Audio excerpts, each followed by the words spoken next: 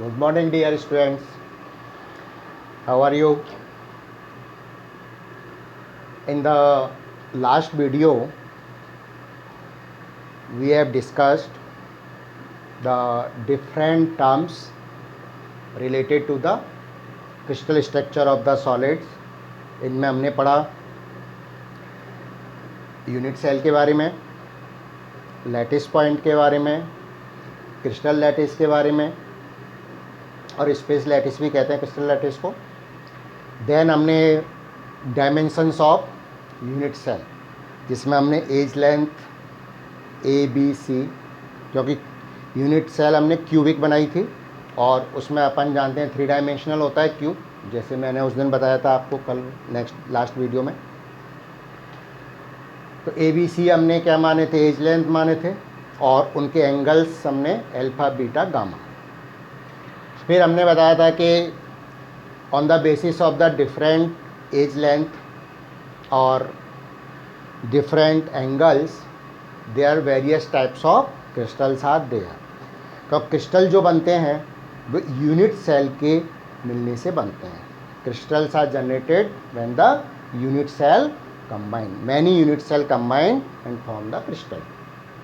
Combination का भी मैंने बताया था किस तरह से यूनिट सेल जुड़ते हैं. तो यहाँ पर अपन ने पढ़ा था 7 टाइप्स ऑफ क्रिस्टल्स पढ़ा था on the basis of the different edge length and angles. इसके साथ ही हमने 4 टाइप्स के यूनिट सेल्स पढ़े थे. इसमें हमने सिंपल यूनिट सेल और इसको प्रिमिटिव यूनिट सेल भी बोलते हैं. सेकंड हमने पढ़ा था body centred unit cell, then face centred और एंड सेंटर्ड.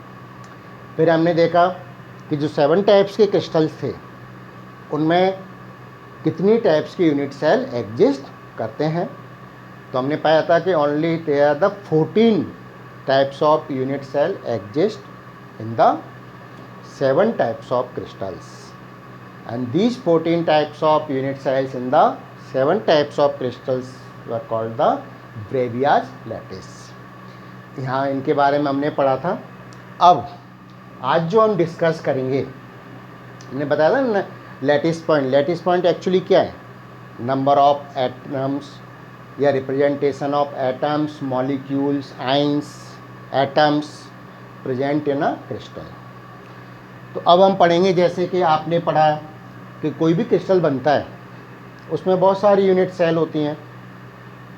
तो उन यूनिट सेल को जब हम अटैच करते हैं तो जो लैटिस पॉइंट है या जो एटम्स हैं, पार्टिकल्स हैं, एक्चुअल में सिंगल यूनिट सेल में उनका कितना कंट्रीब्यूशन होता है वो हम पढ़ेंगे.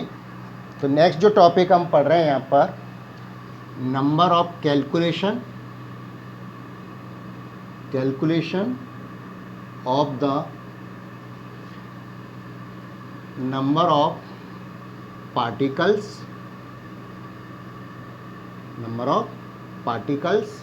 दूसरे अपन क्या कहते हैं, पॉइंट्स भी आप कह सकते हैं, क्योंकि हमने पॉइंट्स में रिप्रेजेंट किया इसको. Number of particles in a particular unit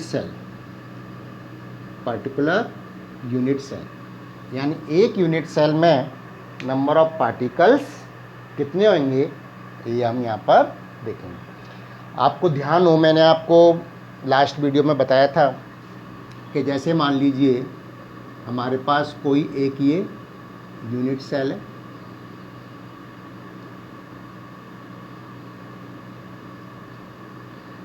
ये तो क्या है, सिंगल यूनिट सेल हो गई. तो एक यूनिट सेल तो होती नहीं है, कोई क्रिस्टल में बहुत सारी यूनिट सेल होती हैं. इसके साथ हम दूसरी भी यूनिट सेल अटैच कर सकते हैं. मैंने एक आपको डॉट डॉट करके भी बताई थी.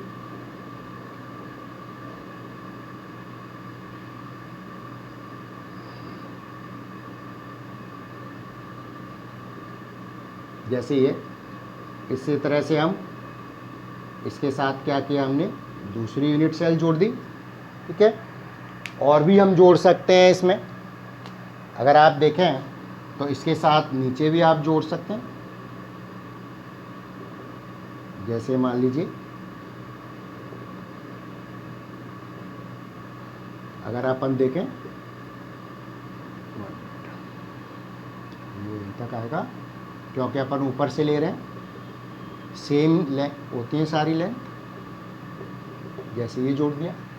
तो मान लीजिए अपन यहाँ जोड़ना चाहें तो और भी जोड़ सकते हैं, जैसे मान लीजिए इसके साथ हमें जोड़ना है,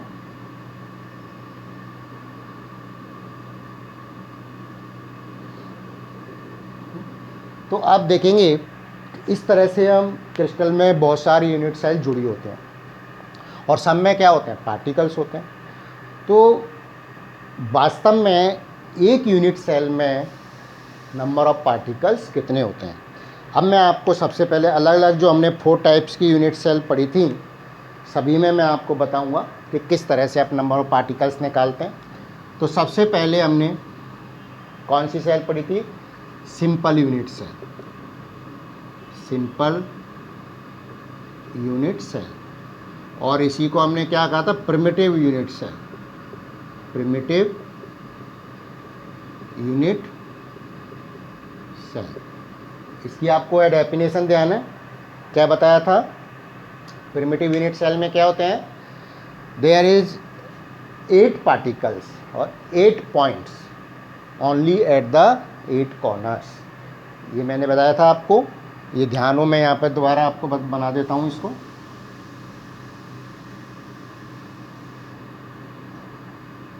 ये हमने पढ़ा था, ठीक है।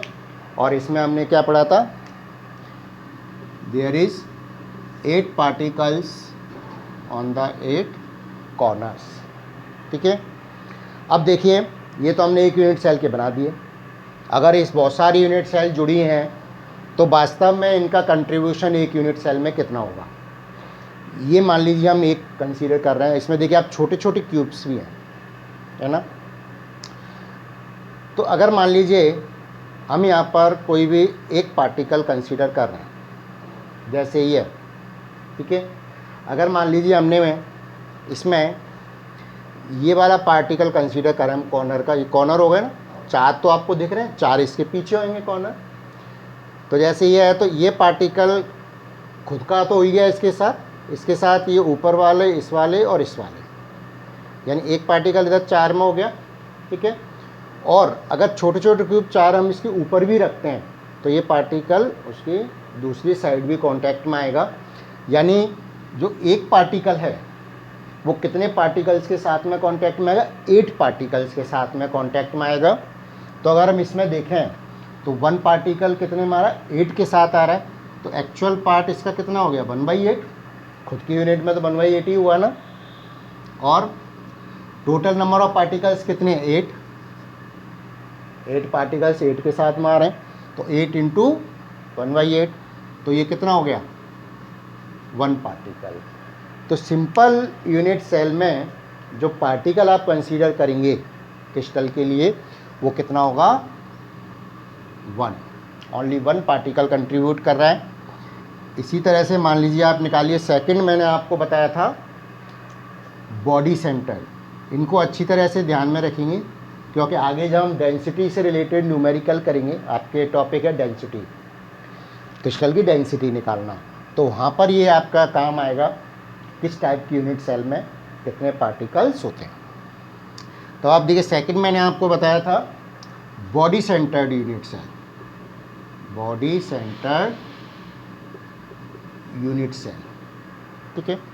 तो बॉडी सेंटर्ड यूनिट सेल की अपन बात करें तो आपको ध्यान होगा किस तरह से हमने बनाया था इसको। मैं सिंगल यूनिट सेल बना रहा हूँ यहाँ पर,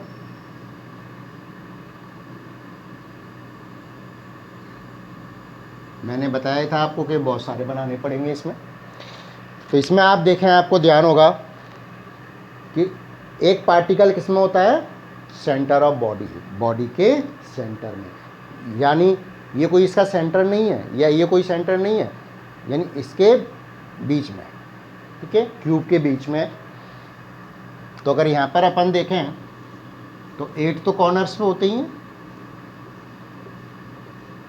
साथ ही एक क्या होगा, सेंटर में होगा, बॉडी के सेंटर में। तो अगर यहाँ पर देखें, जैसे अभी अपने कॉर्नर्स का तो अभी अपन ने निकाला ही, क्या निकाला, 8 इंटू 1/8, ये तो क्या हो गया, कॉर्नर्स के हो गए, प्लस वन, वन कहाँ है बॉडी सेंटर में। अब जो अंदर सेंटर में है ना, उसका तो किसी के साथ कंट्रीब्यूशन होगा ही नहीं, केवल सरफेस, कॉर्नर्स, एजेज यही कंट्रीब्यूट कर सकते हैं। सेंटर का तो उसका इटसेल्फ खुद का ही हो गया पार्टिकल, तो ये हमेशा एक ही कंसीडर होगा। ये कहाँ हो गया, बॉडी सेंटर। ठीक है, तो इसका तो आपको मालूम है कितना, 1 + 1 दैट मीन्स 2। तो बॉडी सेंटर में जो नंबर ऑफ पार्टिकल्स होंगे वो क्या होंगे, हमेशा 2 होते हैं। कितने होते हैं, 2। अब अपन बात करें थर्ड टाइप की। आपको ध्यान हो, थर्ड टाइप हमने कौन सा पढ़ा था, face centre. Face centred unit cell.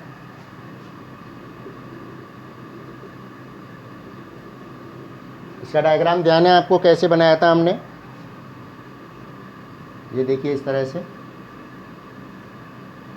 ये जस्ट रिपीटेशन है आपके लिए, रिवीजन टाइप है, हम केवल यहाँ पर पार्टिकल ही कंसीडर कर रहे हैं। इसमें आपको ध्यान है क्या बताया था, फेस सेंटर्ड यूनिट सेल क्या होती है, बताएगा कोई, चलिए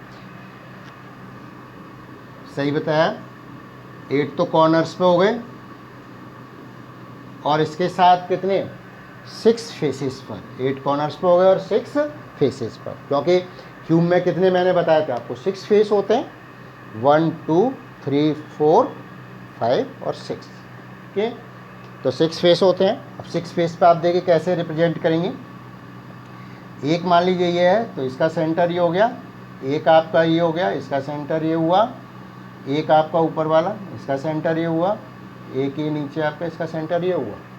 अब एक फेस आपका ये हो गया, तो इसका सेंटर आप लेंगे, मान लीजिए ये ले लिया आपने, ठीक है।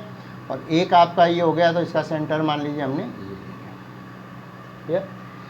तो आप देखेंगे यहाँ पर कितने, 6 फेस हो गए। अब कोई भी हम क्यूब कंसीडर करें, जैसे मान लीजिए फेस, कॉर्नर्स का तो हम पढ़ ही चुके हैं, क्योंकि एक जो है वो 8 के साथ कांटेक्ट में रहता है। फेस है, तो इस पर फेस पे अपन देखें हैं, कोई भी क्यूब है, जब आप दूसरा क्यूब रखोगे यहाँ पे छोटा, तो केवल उसके साथ ही कांटेक्ट में आएगा।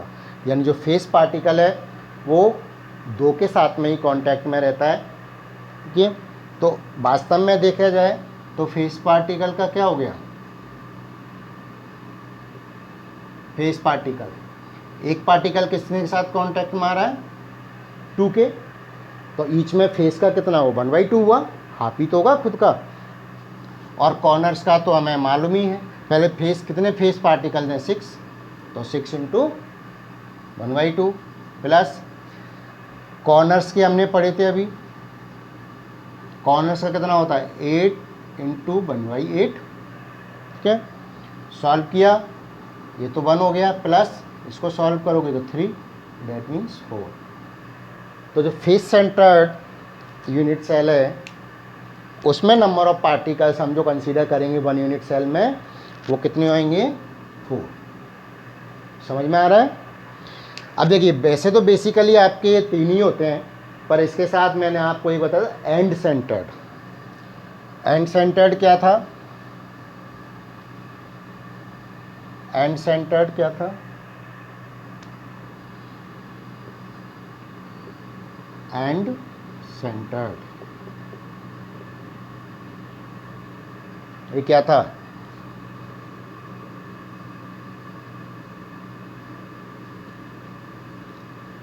इसमें 8 कॉर्नर्स के साथ साथ 2 फेसेस पर, 2 अपोजिट फेसेस पर पार्टिकल्स थे। जैसे 8 तो कॉर्नर्स पे हो गए और 2 अपोजिट फेसेस पर, तो फेस पार्टिकल कितने हुए, कंट्रीब्यूशन तो उसी तरह से होगा जैसे हमने यहाँ पढ़ा, लेकिन यहाँ पर कितने, ओनली 2 फेस पार्टिकल्स हैं, 2 फेस पार्टिकल्स हैं। तो कॉर्नर्स के तो कितने हो गए, देखिए कॉर्नर्स की बात करें अपन, कॉर्नर्स एंड फेस, कॉर्नर्स पे तो वही आपके 8 × 1/8 ही हुआ, प्लस फेस पे कितने, 2, तो 2 × 1/2, क्योंकि एक फेस का कंट्रीब्यूशन कितना होता है, हाफ होता है, 2 में कंट्रीब्यूट करता है तो खुद के लिए हाफ हो गया। 1 + 1 दैट मीन्स 2। तो एंड सेंटर्ड में भी नंबर ऑफ पार्टिकल्स हैं वो कितने होते हैं, 2 होते हैं। तो जब भी अपन किसी भी क्रिस्टल की डेंसिटी निकालेंगे तो वहाँ पर हमें ये पता होना चाहिए कि किस टाइप की यूनिट सेल में कितने नंबर ऑफ पार्टिकल्स होते हैं। तो ये चीज़ हमें अच्छी तरह पता होना चाहिए। इस चीज़ को आप समझ लेंगे अच्छी तरह से। ओके, समझ में आ गया? चलिए नोट करिए इनको। इसके बाद हम जो नेक्स्ट टॉपिक पढ़ेंगे वो पढ़ेंगे पैकिंग इन सॉलिड्स। नोट करिए इसको।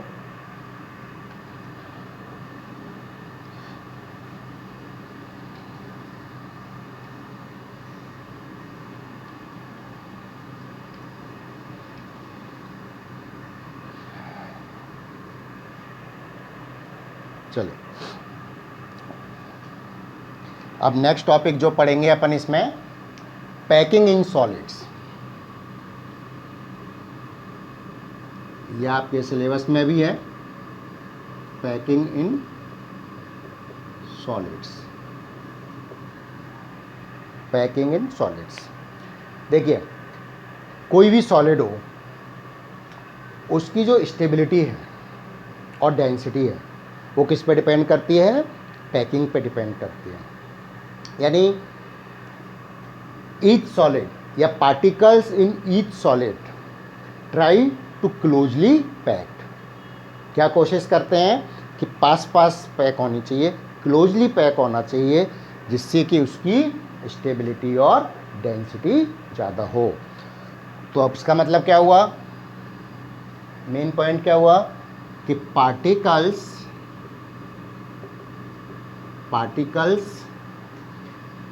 इन सॉलिड्स, कोई भी सॉलिड हो, particle in solids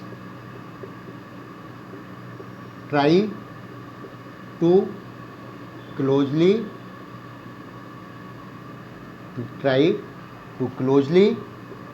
packing,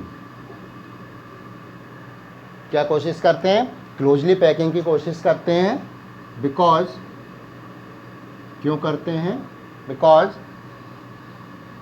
closely packed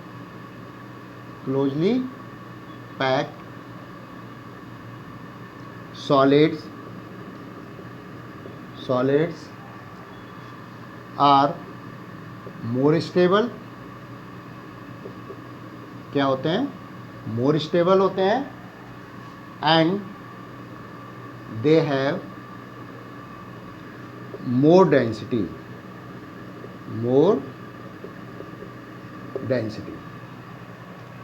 समझ में आया? तो ये मेन चीज़ है कि सर क्लोजली पैक होते हैं, जिससे उनके बीच में क्या रहेगा, कम स्पेस रहेगा, और कम स्पेस रहेगा तो डेंसिटी भी ज़्यादा होगी उनकी और स्टेबिलिटी भी ज़्यादा होगी।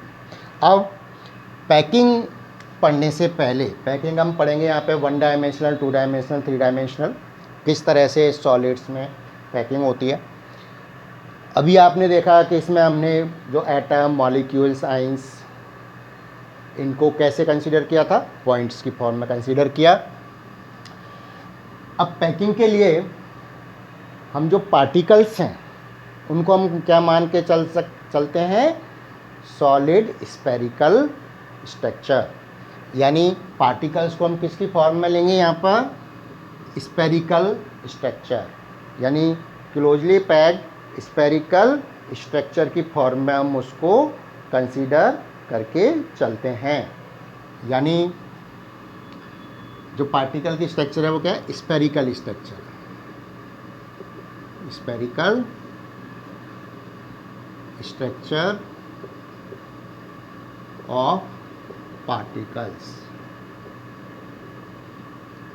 पैकिंग समझने के लिए या पैकिंग में हम पार्टिकल्स की क्या लिखेंगे, spherical structure of particle is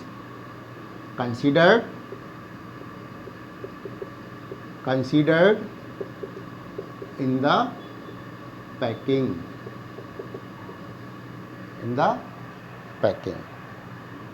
ठीक है।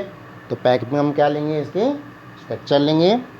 अब इनका जो पैकिंग का पैटर्न है, यानी जो पार्टिकल्स हैं किस तरह से पैक होते हैं, किस पैटर्न में पैक होंगे, फिर उनकी डेंसिटी क्या होगी, ये सब हम 1 बाई 1 करके पढ़ेंगे। तो सबसे पहले हम इसका 3 पार्ट्स हैं, 3 टाइप्स हैं, 1 dimensional close packing, 2 dimensional close packing and 3 dimensional close packing. तो अभी हम पहले फर्स्ट बात करेंगे सिंपल इसका 1 डायमेंशनल क्लोज पैकिंग। तो first type we will study now, और किस तरह से पैकिंग होती है इनकी वो चीज़ देखेंगे। तो पहला आपकी टाइप है इसमें 1 dimensional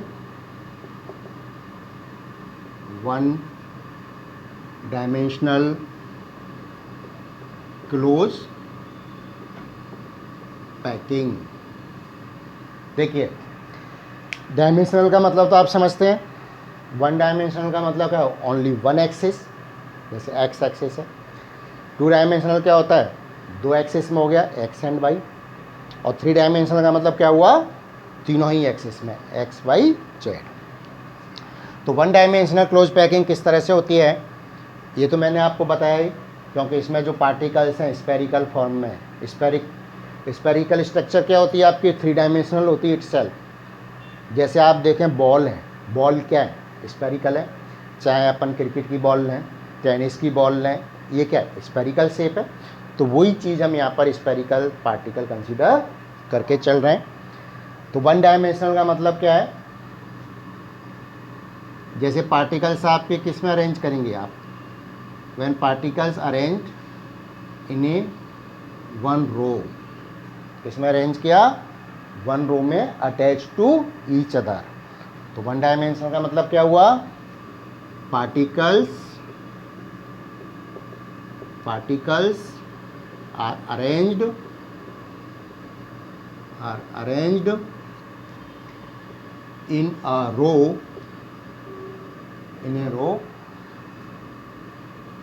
which is attached to each other, जो एक दूसरे को अटैच कर रहे हैं। अब आप देखें इसमें, तो ये सिंगल डायरेक्शन हो गई, एक रो हो गई आपके, और ये क्या हो गई, मान लीजिए सिंगल डायरेक्शन, एक्स डायरेक्शन। तो 1 डायमेंशनल हो गया। अब यहाँ पर अपन देखें, जैसे कोई भी पार्टिकल आप कंसीडर करते हैं, तो कितने पार्टिकल्स को टच किए हुए हैं, 2 नेबर पार्टिकल्स को। कितने को, 2 नेबर पार्टिकल्स को इसमें देखेंगे। तो यहाँ पर एक टर्म हम समझेंगे, कोऑर्डिनेशन नंबर। तो नोट डाल के यहाँ पर कोऑर्डिनेशन नंबर समझेंगे, और फिर कितना इसमें कोऑर्डिनेशन नंबर है पता लगाएंगे। तो क्या हुआ, नेबर पार्टिकल्स यानी पड़ोसी पार्टिकल्स टचेज अ पार्टिकल, यानी जो पड़ोसी पार्टिकल्स हैं वो कितने पार्टिकल्स को टच कर रहे हैं। अब पार्टिकल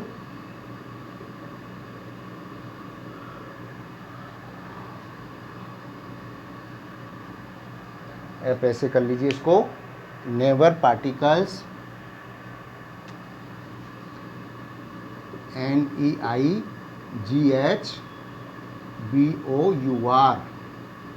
ठीक है, neighbour particles. Number of neighbour particles कर लीजिए इसको, number of neighbour particles, number of neighbor particles touches to a particle, number of particles touches a particle is called its coordination number,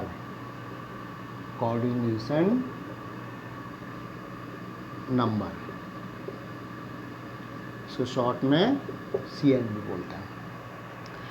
तो किसी पार्टिकल को उसके कितने नेबर पार्टिकल्स टच कर रहे हैं वो उसका क्या कहलाता है, कोऑर्डिनेशन नंबर। तो अगर अपन यहाँ पे देखें तो इधर आप जैसे मैंने इसको हाईलाइट किया है, इस पार्टिकल को कितने पार्टिकल टच कर रहे हैं, 2 पार्टिकल टच कर रहे हैं। कोई भी लें अपन, मान लीजिए अपन इसको लेते हैं, तो इसको कौन कौन से कर रहे हैं, ये कर रहा है, ये कर रहा है। तो ऐसे रो में आप कोई भी पार्टिकल लेंगे, उसको कितने पार्टिकल टच करते हैं, 2 पार्टिकल टच करते हैं, किसमें, 1 डायमेंशनल में। तो इसके लिए आप देखेंगे, अगर यहाँ पर अपन देखें इसके लिए, तो कोऑर्डिनेशन नंबर कितना हुआ, 2। तो 1 डायमेंशनल अरेंजमेंट में कोऑर्डिनेशन नंबर क्या होता है, 2 होता है। समझ में आ गया। चलिए अब अपन बात करते हैं 2 डायमेंशनल के। ये नोट कर लीजिए, कोऑर्डिनेशन नंबर की डेफिनेशन तो यही रहेगी हमेशा कि उसको कितने पार्टिकल टच कर रहे हैं। अब अपन बात करते हैं सेकंड क्या है, 2 dimensional. 2 dimensional packing. 2 dimensional packing के बारे में बात करते हैं। 2 डायमेंशनल का मतलब क्या हुआ कि एक्स और वाई डायरेक्शन में, और ये क्या होते हैं, लेयर फॉर्म में होती है। जैसे आपने 1 डायमेंशनल में देखा, वो क्या बना रही थी, एक रो बना रही थी, लेकिन यहाँ पर क्या होगी, लेयर बनेगी। तो आपके 2 डायमेंशनल किस में होता है, packing, it is in the layer form,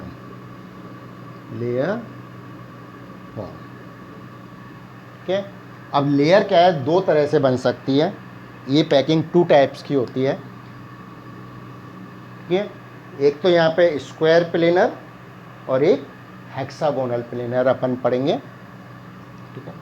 तो पहला अपन जो है स्क्वायर प्लेनर, इसको हम समझते हैं स्क्वायर प्लेनर।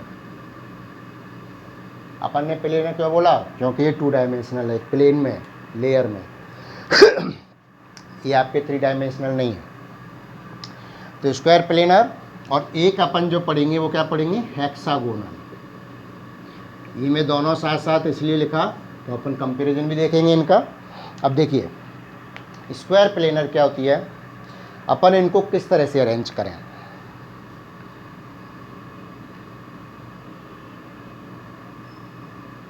अगर हम जो रोज हैं, जस्ट सेकंड रो है वो फर्स्ट रो के जस्ट नीचे आती है।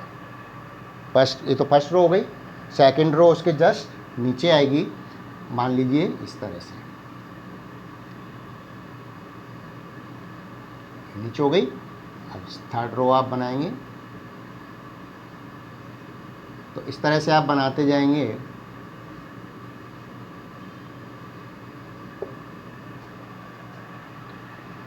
तो यहाँ पर आप देखिए, कोई भी आप कंसीडर करते हैं, मान लीजिए हमने इस स्पेयर को कंसीडर किया, तो इसको आप देखेंगे जो टच किए हुए हैं, एक तो ये टच किए हुए देखिए, यहाँ पर ये नहीं किया हुआ, एक ये टच किया हुआ है, एक ये टच किया हुआ है, ये नहीं किया हुआ, और एक ये टच किया हुआ है ना। ये आपके टच किए, राइट वाले हैं वो इसको टच किए हुए हैं, ठीक है। तो और इनके हम जो सेंटर्स हैं, जो टच किए हुए हैं उनके सेंटर्स हैं, मान लीजिए ये इनके सेंटर्स हैं। अगर हम इनको मिलाते हैं तो हमें क्या मिलता है, एक स्क्वायर मिलता है। क्या मिलेगा, स्क्वायर। इसीलिए हम इसको क्या बोलते हैं, स्क्वायर प्लेनर स्ट्रक्चर बोलते हैं, ठीक है। तो इसके 2-3 पॉइंट क्या होंगे, ये समझ में आया। पहला पॉइंट तो क्या हो गया, लेयर में होता है। सेकंड, 1 बाई 1 लेयर हम रोज एक दूसरे के नीचे रखते हैं जिससे लेयर बनेगी। सिंगल एक स्पेयर को 4 स्पेयर टच कर रहे हैं और इनके सेंटर क्या बना रहे हैं, एक स्क्वायर बना रहे हैं, तो ये क्या हो गया, स्क्वायर प्लेनर हो गया। दूसरा आप देखें, ये हॉरिजॉन्टल अलाइनमेंट और ये वर्टिकल अलाइनमेंट। अगर हम देखेंगे तो ये भी अलाइनमेंट है इसका वर्टिकल और ये हॉरिजॉन्टल। तो स्क्वायर प्लेनर में दोनों ही horizontal as well as vertical alignment. ठीक है, तो फर्स्ट पॉइंट तो अपन इसमें क्या लिखेंगे,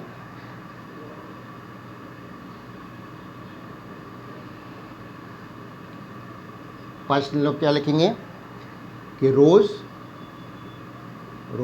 are placed sphere of rows. ठीक है, sphere of rows, sphere in rows, ऐसे कर लीजिए, spheres in rows are placed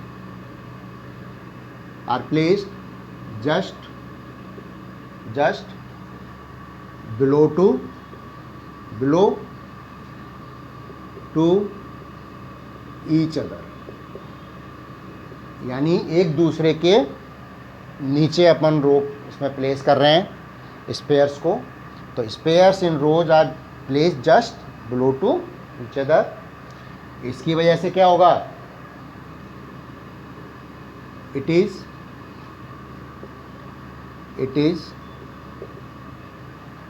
is horizontal as well as in vertical alignment,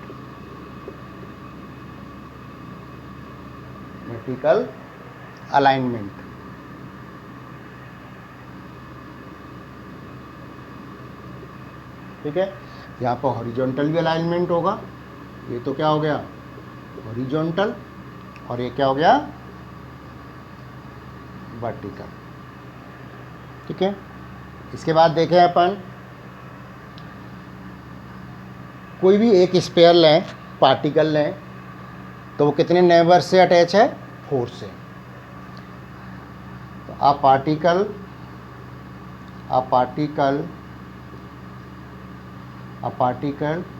touches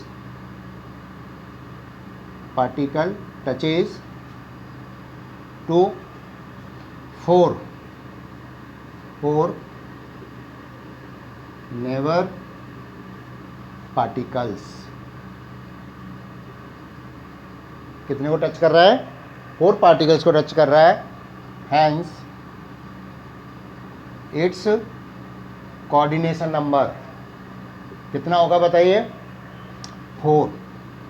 coordination number कितना होगा, 4 होगा। और एक चीज़ हम क्या बता सकते हैं, जो 4 नेबर पार्टिकल्स हैं, 4 टच्ड पार्टिकल्स हैं, उनके सेंटर के क्या बनाते हैं कि स्क्वायर बनाते हैं, एक स्क्वायर बनाते हैं, इसलिए हम इसको क्या बोलते हैं, स्क्वायर प्लेन स्ट्रक्चर। क्या लिखेंगे, सेंटर ऑफ, ऐसे करिए, centre of 4 touches spheres, 4 spheres make a square. ये क्या बनाते हैं, स्क्वायर बनाते हैं। So this structure is called square planar structure. Square planar structure, इसको हम क्या कहेंगे, स्क्वायर प्लेनर स्ट्रक्चर कहते हैं। बोलिए समझ में आया कि नहीं। तो इसमें मेन पॉइंट्स आपको यही बताने हैं, एक तो किस तरह से स्पेयर्स का अरेंजमेंट है, देन अलाइनमेंट बता दिया, इसके बाद हमने कोऑर्डिनेशन नंबर बताना है, और जो शेप बन रही है उसके बेसिस पर अपने को ये करना है। अब इसी तरह से मान लीजिए हम हेक्सागोनल की बात करें, तो हेक्सागोनल में भी इसी तरह से होगा, लेकिन पहले मैं डायग्राम बना लेता हूँ जिससे आप समझ में आ जाएगा, और फिर अपन इसके बारे में लिखेंगे। इसमें क्या है आपका, 1 रो तो आपके स्पेयर्स हो गए,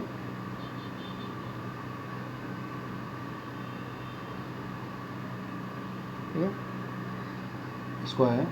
अब spheres of adjacent row, adjacent मतलब इसके बाद वाले जो आएंगे उनके, spheres of adjacent row rest या placed in the groups of first row, यानी जो इनकी ग्रुप्स हैं उनमें आएंगे आपके।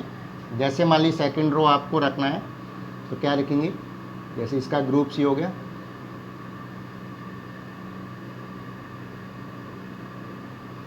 ऐसे, ठीक है। फिर जो थर्ड रो आएगी वो इनके ग्रुप्स में आएगी,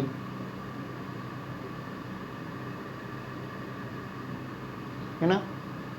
फिर अपन रखेंगे फोर्थ रो तो भी इनके ग्रुप्स में आएंगे। इस तरह से आप रखते जाएंगे।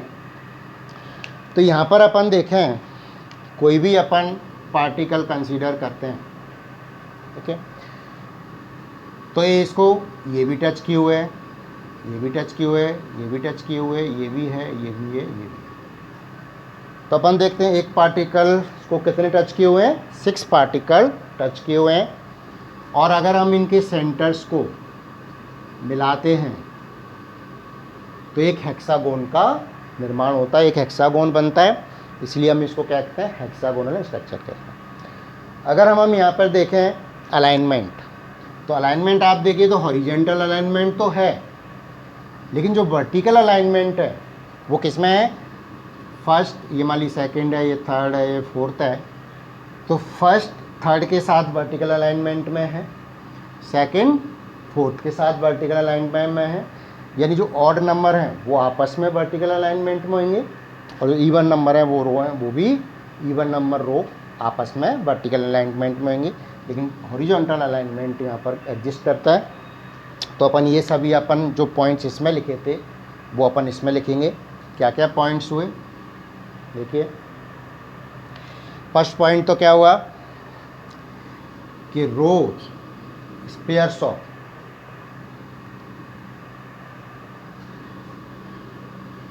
Spheres of adjacent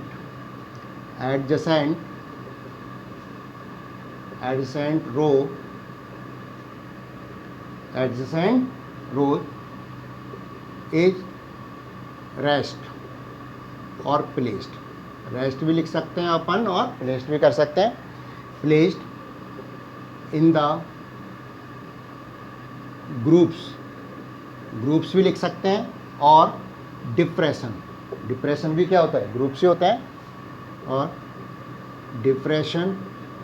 depressions of first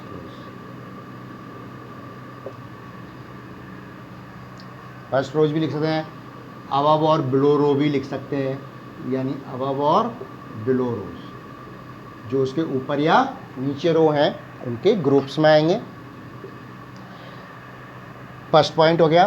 second अपन देखें, सेकंड क्या है, हॉरिजॉन्टल तो अलाइनमेंट है, ये तो क्या हो गया, हॉरिजॉन्टल अलाइनमेंट हो गया, हॉरिजॉन्टल अलाइनमेंट। और वर्टिकल क्या है, फर्स्ट थर्ड के साथ, सेकंड और फोर्थ के साथ। इसमें क्या हो गया, horizontal alignment is there, it is horizontal, it has कर लीजिए, it has horizontal alignment, horizontal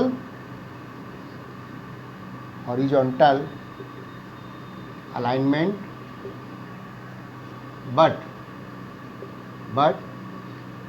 vertical alignment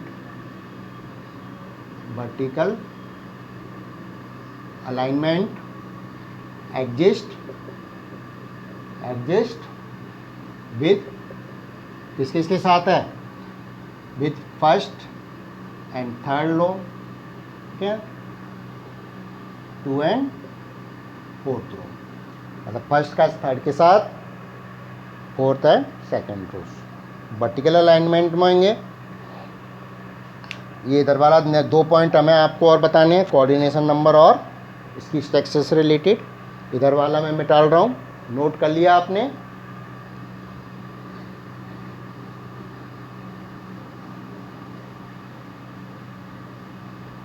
देखिए नेक्स्ट पॉइंट अपन क्या लिखेंगे कोऑर्डिनेशन नंबर में, अ स्पेयर टचेज नेवर 6 स्पेयर्स, अ स्पेयर टचेज 6 नेवर स्पेयर्स। कितने को टच कर रहा है 6 पास वाले को टच कर रहा है, हैंस इट्स कोऑर्डिनेशन नंबर कितना होगा, कोऑर्डिनेशन नंबर विल बी 6। अब अपन बात करें शेप की, तो centre of 6 touches spheres make a hexagon. ये क्या बना रहा है यहाँ पर, हेक्सागोन, इसलिए हम इसको क्या कहते हैं हेक्सागोनल डायमेंशनल कहते हैं, आपको पैकिंग बोलते हैं। लिखिए centre of 6 touches spheres, 6 touches spheres make a hexagon. क्या बनाया, hexagon. Hence this packing is called hexagonal packing. Hence this packing is called